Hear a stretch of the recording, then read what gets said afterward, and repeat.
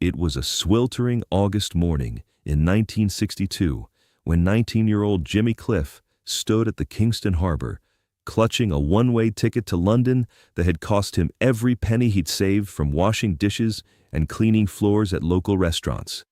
He owned no suitcase, no proper clothes for the English climate, and had exactly £3 and 15 shillings in his worn pants pocket. Barely enough to survive for a week in one of the world's most expensive cities. What nobody at that crowded dock could have imagined was that this thin young man with calloused hands and patched clothes was carrying something far more valuable than money or material possessions. Deep in his jacket pocket, wrapped carefully in a piece of cloth that had once been his mother's dress, were 3 handwritten songs that would eventually introduce reggae music to the entire world and establish him as a consciousness-raising artist whose spiritual messages would inspire millions of people seeking hope and meaning in their lives. The first song was Hurricane Hattie, which he had written about the devastating 1961 hurricane that had destroyed much of Belize and parts of Jamaica, killing hundreds of people and leaving thousands homeless. But Jimmy's song wasn't just about the destruction. It was about the strength and resilience of Caribbean people who rebuilt their communities through faith, determination, and mutual support that demonstrated the consciousness-raising power of unity in the face of seemingly impossible challenges. The second song was Miss Jamaica, a love letter to his homeland that expressed both his deep affection for Jamaican culture and his understanding that he needed to leave in order to help the world understand the spiritual and social messages embedded in reggae music that could provide guidance for people struggling with poverty, oppression, and spiritual emptiness in communities worldwide. The third song was called Many Rivers to Cross, though at that time it existed only as a rough melody and a few verses about overcoming obstacles through faith and persistence. Jimmy had written it during the darkest period of his life, when his father had abandoned the family and his mother was working 3 jobs just to keep food on the table, while dealing with her own struggles with depression and hopelessness that threatened to overwhelm their entire household. These 3 songs represented everything Jimmy understood about consciousness-raising music and its power to address human suffering, while offering hope and spiritual guidance to people who needed to believe that their struggles had meaning and that positive change was possible through faith, determination, and community support that transcended individual limitations and cultural boundaries. The decision to leave Jamaica hadn't been easy for Jimmy, whose real name was James Chambers. He had grown up in the Somerton district of Kingston, where poverty was a constant companion. But music provided an escape and a connection to something larger than the daily struggles of survival, in a community where opportunities for advancement seemed almost non-existent for young black men without connections or financial resources. His mother, Irma, had worked as a seamstress and housekeeper to support Jimmy and his 4 siblings after their father left when Jimmy was just 12 years old. She had always encouraged Jimmy's musical interests, even when neighbors and relatives criticized her for allowing him to spend time with local musicians instead of focusing exclusively on finding steady employment that could contribute to the family's financial stability and immediate survival needs.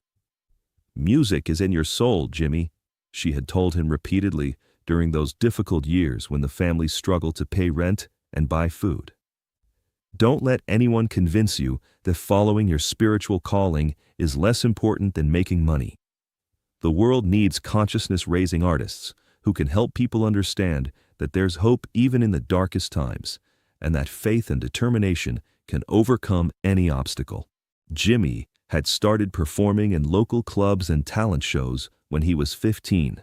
earning small amounts of money that helped his family, while also developing his skills as a songwriter and performer who could communicate spiritual messages through music that spoke to universal human experiences of suffering, struggle, and the search for meaning and purpose that connected people across different cultures and backgrounds.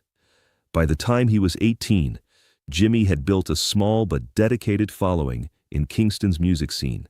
performing at venues like the Lord Theatre and various downtown clubs, where audiences responded enthusiastically to his consciousness-raising psalms about social justice, spiritual awakening, and the importance of maintaining hope and dignity despite challenging circumstances that might otherwise lead to despair, anger, or resignation. But Jamaica's music industry in 1962 was still very limited in terms of international opportunities, and Jimmy understood that if he wanted to share his consciousness-raising messages with global audiences who needed to hear about hope, resilience, and spiritual transformation, he would need to travel to places where the music industry could provide platforms for reaching people across different cultures, countries, and social circumstances. London had emerged as a center for Caribbean immigrants who were seeking better opportunities while maintaining their cultural connections. And Jimmy had heard from other musicians that the city's record companies were beginning to show interest in Jamaican music. Though most industry professionals still didn't understand the spiritual and social significance of reggae consciousness-raising messages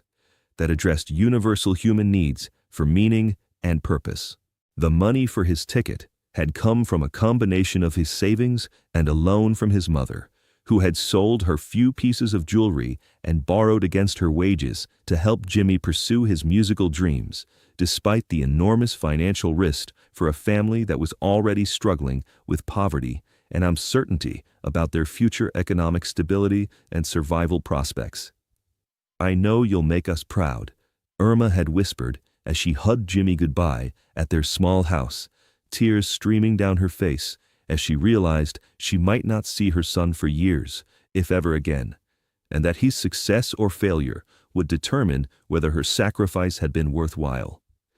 "Remember that your music carries the spirit of our people and our faith. Don't let anyone convince you to compromise those consciousness-raising messages just to achieve commercial success or financial security." The journey to London on the SS Montserrat took 8 days, during which Jimmy shared cramped quarters with dozens of other Caribbean immigrants who were seeking better lives in Britain. Many of them were skilled workers, carpenters, mechanics, nurses, who had specific job opportunities waiting for them. But Jimmy was traveling purely on faith and the belief that his consciousness-raising music had value that would eventually be recognized by people who needed spiritual guidance and inspiration. During those long days on the ship, Jimmy spent hours refining his 3 songs, working out melodies and lyrics that would communicate their consciousness-raising messages as clearly and powerfully as possible. He knew that he would have only a few opportunities to demonstrate his musical abilities to industry professionals, and every word, every note had to count if he was going to convince skeptical executives that reggae music deserved serious consideration and could reach international audiences. The ship's journey was not easy for the Caribbean passengers, who faced discrimination even during the voyage. Many of the white passengers and crew members treated them with obvious disdain, refusing to share common areas and making disparaging comments about their presence on what some considered a proper British vessel that shouldn't be transporting so many people from the colonies. But Jimmy found solidarity and strength among his fellow travelers, many of whom shared their own stories of leaving everything behind in pursuit of opportunities that might not materialize, but represented their only hope for better lives. During evening gatherings in the immigrant quarters, Jimmy would sometimes perform his songs informally, sharing his consciousness-raising messages with people who understood the courage required to leave everything familiar and venture into unknown territories. These impromptu performances became legendary among the other passengers, who recognized that Jimmy possessed something special that transcended typical musical entertainment. His psalms spoke to their shared experiences of leaving home, facing uncertainty, and maintaining faith that their sacrifices would eventually lead to positive outcomes for themselves and their families back in the Caribbean. One elderly Jamaican woman named Miss Pauline, who was traveling to join her children in London, became particularly attached to Jimmy's music and his consciousness-raising message about persistence through adversity. She had raised 7 children as a single mother after her husband died in a construction accident. And Jimmy's songs reminded her of her own journey through seemingly impossible circumstances. "That boy has the spirit," Miss Pauline told other passengers after hearing Jimmy perform "Many Rivers to Cross" one evening. "His music carries the voice of our people and our struggle. When he reaches London, he's going to touch hearts that need healing and bring hope to people who have forgotten how to believe in better days." Jimmy treasured these conversations with his fellow immigrants, understanding that their encouragement and recognition validated his belief that consciousness-raising music could serve important purposes for communities facing challenges and transitions. These interactions also helped him refine his understanding of how his songs could speak to universal human experiences while maintaining their authentic Caribbean roots. The nights on the ship were particularly difficult as Jimmy lay in his narrow bunk, thinking about his mother's sacrifice and the enormous responsibility he felt to justify her faith in his musical mission. He would carefully unwrap his 3 psalms and read the lyrics by moonlight streaming through the small porthole, memorizing every word and melody until they became as natural as breathing. Sometimes doubt crept into his thoughts during those long, sleepless nights. What if the music industry in London had no interest in reggae consciousness? What if his spiritual messages seemed irrelevant to British audiences who might not understand the cultural context that had shaped his artistic vision? What if he had made a terrible mistake that would leave him stranded thousands of miles from home, with no way to return? But each morning brought renewed determination as Jimmy reminded himself of his mother's words and the encouragement he had received from Miss Pauline and other passengers who understood the importance of maintaining faith even when circumstances seemed overwhelming and uncertain. His consciousness-raising music wasn't just about his personal success. It was about serving something larger than himself and helping people find hope and strength through authentic artistic expression. Hurricane Hattie became a meditation on resilience and community strength, with verses that described not just the physical destruction of the storm, but the spiritual transformation that occurred when people came together to rebuild their lives through mutual support and shared faith in their ability to overcome seemingly impossible challenges through consciousness-raising unity and collective determination. Miss Jamaica evolved into a complex expression of love and longing that addressed both his personal connection to his homeland and the universal human experience of leaving familiar places and people in pursuit of dreams that might help not only the individual, but also the communities they came from, demonstrating how consciousness-raising artists could serve larger purposes than personal advancement or financial success. Many Rivers to Cross developed into what would eventually become one of his most powerful consciousness-raising songs about persistence in the face of obstacles, with lyrics that acknowledge the reality of suffering while affirming the importance of maintaining faith and continuing to work toward positive change even when progress seemed impossible,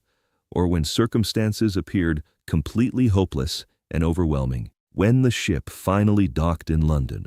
Jimmy walked down the gangplank, carrying everything he owned in a small canvas bag, wearing the only decent clothes he possessed, a thin cotton shirt, worn pants, and shoes that had been resoled so many times they barely held together in the cold, damp English climate that was completely unlike anything he had experienced in tropical Jamaica, where the warm sun and ocean breezes had been constant companions.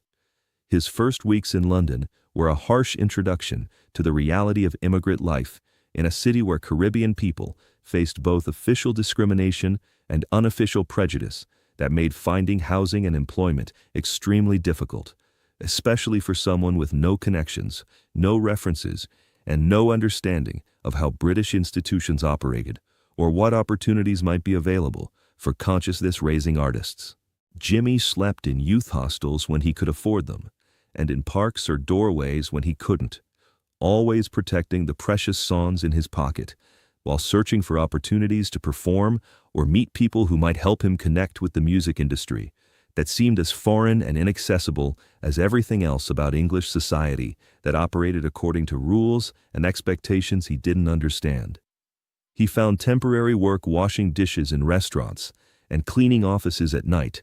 jobs that paid barely enough to survive, while leaving him exhausted and discouraged. But he never stopped believing that his consciousness-raising music had value, and that eventually he would find people who understood its spiritual and social significance. For audiences seeking hope and meaning in their increasingly complex modern lives. The breakthrough came 3 months after his arrival, when Jimmy was performing on a street corner in Notting Hill, singing Hurricane Hattie for passers-by, who occasionally dropped coins into the guitar case of a Jamaican musician who had befriended him and allowed him to borrow his instrument for these informal performances that provided both emotional outlet and small amounts of money for basic survival.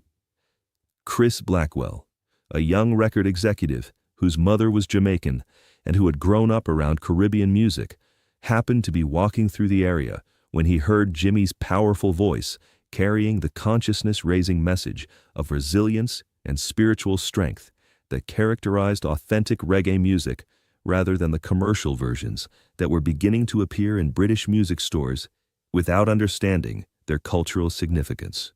Blackwell stopped to listen to the entire song, immediately recognizing that this young performer possessed not only exceptional vocal abilities, but also the authentic spiritual understanding that distinguished genuine consciousness-raising artists from commercial entertainers who might adopt reggae's surface characteristics without understanding its deeper cultural and spiritual significance for communities seeking guidance and inspiration. After Jimmy finished the song, Blackwell approached him and introduced himself, explaining that he worked for Island Records and was interested in helping authentic Caribbean artists share their consciousness-raising messages with international audiences who needed to hear about hope, resilience, and spiritual transformation that could help them deal with their own struggles and challenges in an increasingly alienating modern world.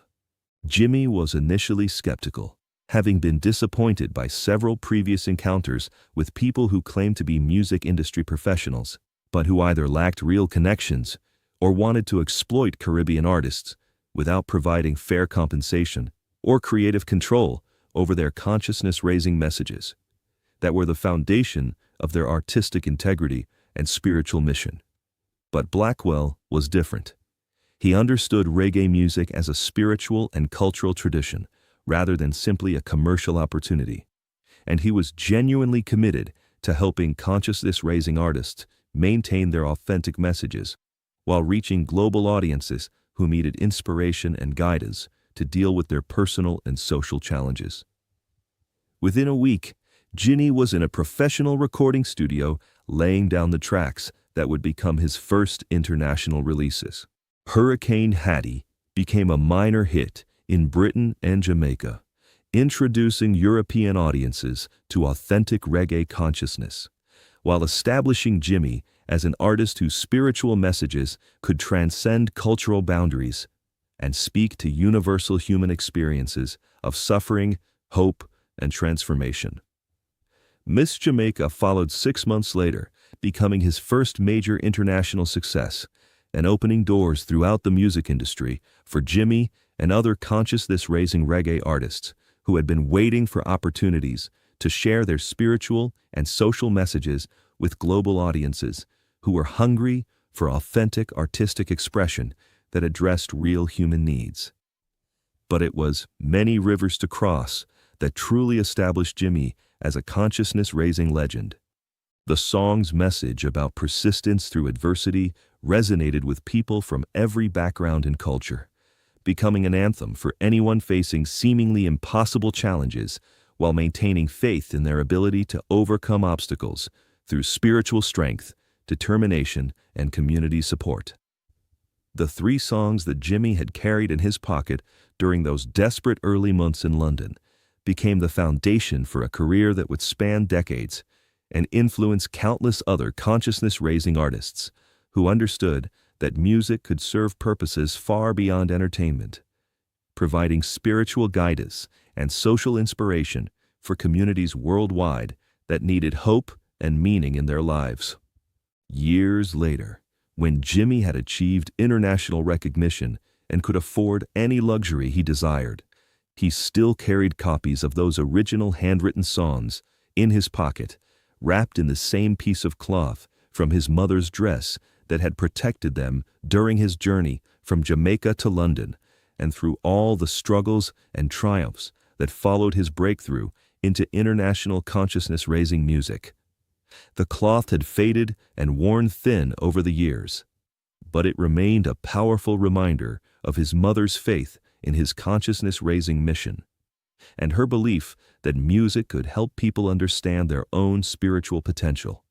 and their capacity for positive transformation, even in the most challenging circumstances that life might present to individuals and communities seeking hope and guidance. Jimmy's story became legendary in the music industry, inspiring countless other artists to believe that authentic consciousness-raising messages could find audiences worldwide, regardless of an artist's background or financial circumstances,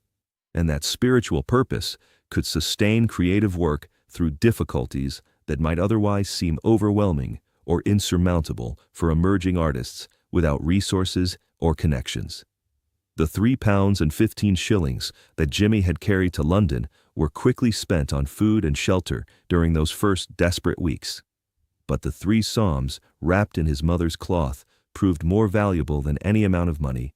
establishing him as a consciousness-raising artist whose spiritual messages would continue inspiring people for generations to come. Those original handwritten psalms became the blueprint for an entire movement of consciousness-raising music that would emerge from Jamaica and influence global culture for decades to come, proving that authentic spiritual messages could cross any boundary and touch any heart that was open to hope, transformation, and the possibility of positive change through faith and determination. The success of Jimmy's 3 pocket songs demonstrated that consciousness-raising artists didn't need wealth, connections, or industry support to create powerful music that could change lives and inspire communities worldwide. What they needed was authentic spiritual understanding, genuine commitment to serving others through their art, and faith that their messages would find the people who needed to hear them most. Jimmy's journey from that sweltering dock in Kingston to international stardom became a testament to the power of consciousness-raising music and the importance of maintaining faith in one's spiritual mission, even when circumstances seemed impossible and the future appeared uncertain and challenging for emerging artists without resources or industry connections. If this incredible story of how Jimmy Cliff left Jamaica with nothing but 3 handwritten songs in his pocket and transformed them into consciousness-raising anthems that introduced reggae to the world moved you deeply, make sure to subscribe and hit that notification bell for more amazing tales of artists whose faith in their spiritual missions helped them overcome impossible obstacles to share messages of hope and transformation with audiences who desperately needed to hear about the power of persistence, community, and consciousness-raising music that could provide guidance for life's greatest challenges and most difficult transitions.